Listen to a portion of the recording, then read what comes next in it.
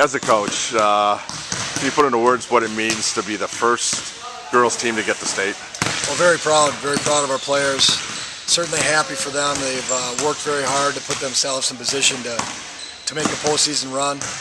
Our road to get to the Kohl Center was very difficult. We had to come through a lot of good teams, a lot of great programs, and win a lot of close games, exciting games, and it's been great to be a part of the whole journey. And I know our girls are very excited right now.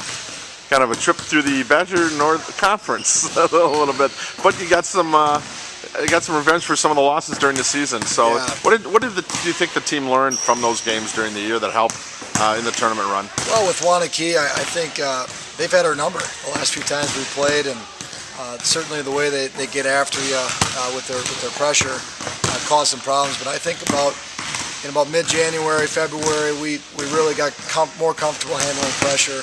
Our spacing was much better, and our players have just improved over the course of the year. When you play for 4.5 months, you're going to see some improvement, and our players have done that.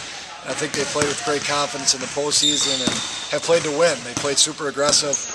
There really wasn't a time where a player on the court turns down a shot on our team. All 5 players can score, and I think all 5 players are willing to take that big shot when it really matters. The Baraboo game, definitely. I mean, triple overtime, and then you got to go and you still got to play a sectional game. How are you, is it a case of, hey, there's only one more game left? You just ride on emotion, or how were you able to make that transition in 2 days? Well, that game Thursday night certainly was one of the best games I've been around. It's tough to see a team lose in a game like that where so many kids are making plays. Over the years, I've become real good friends with Coach Crane. We compete against each other, but both programs worked very hard, and both teams made so many plays. It wasn't like one team gave away the game. It was play after play being made. And, I felt like a fan, for part of that game. Just you enjoy being a part of a game like that, and I think that would be a game people will talk about in the years to come. The back and forth, packed house, the rivalry game, sectional game. That was exciting, and then to regroup on Saturday, playing in the sectional final. It's a once-in-a-lifetime opportunity for a lot of players, and we just capitalized. We knew we had 32 minutes to get to the state tournament, and I think some of the habits they built up by working so hard all year, they were able just to persevere and make some plays late to win. Take a look. You got 2 post players inside. Yeah. And how do they complement each other, and Beth and Sophie, and how are they different, and what makes them special for you? Well, first off, they're both very unselfish players, and they feed off each other. In that way, they're willing to make the extra pass inside. They're willing to make the read. If our guards are open, they'll kick it out for a skip pass, which allows some balance for our team. And they do a little bit of everything for us. Offensively, they score right around 25, 30 points for us a night. They grab about 25 to 30 rebounds. They're both physical players inside. Sophie has set the all-time rebounding record for us here at the high school. Over 900 rebounds in her career, which is an amazing number. She's had games of 20 rebounds, 21 rebounds, so she can really hit the glass and rebound. Beth Mempaw is a very smart player inside, got great footwork, and can score a lot of different ways, as you saw in that Baraboo game.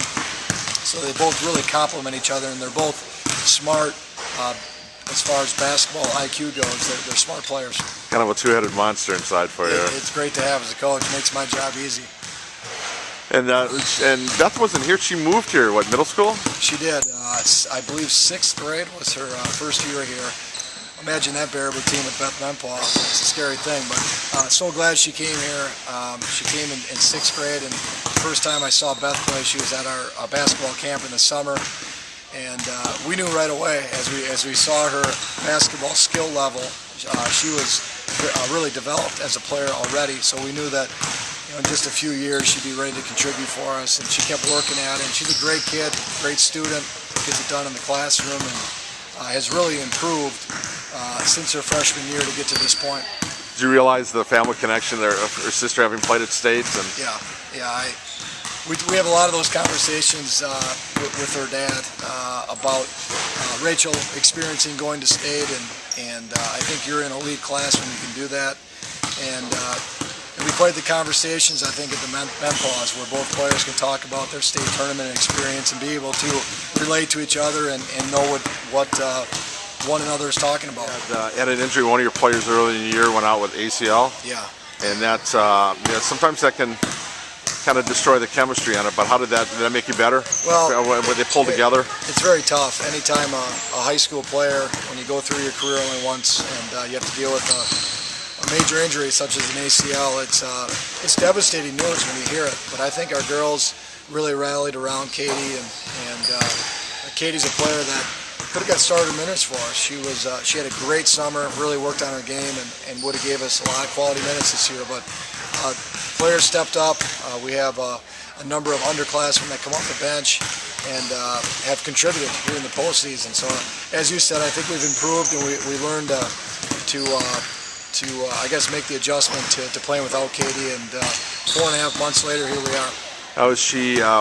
She been able to stay part of the team as like maybe a player coach? Yeah, absolutely. She's rebounding in practice. She's getting on her feet a little bit more right now. And Katie's a program kid. She's been with us all the way through doing all our youth camps, and she's worked so hard. And she wants to obviously be a big part of it, and she is. She's here every night, supporting us and coaching us up a little bit, and she'll be back next year for us. How do you pronounce the last name? Ratajczak. Yeah, it's a tongue twister. It took me about right? 2 years to figure out how to pronounce the last name, and she has an identical sister, Becky Ratajczak, on the team, and that took me about 2 years to figure out the two as far as the identical twin thing too. So we got it down now.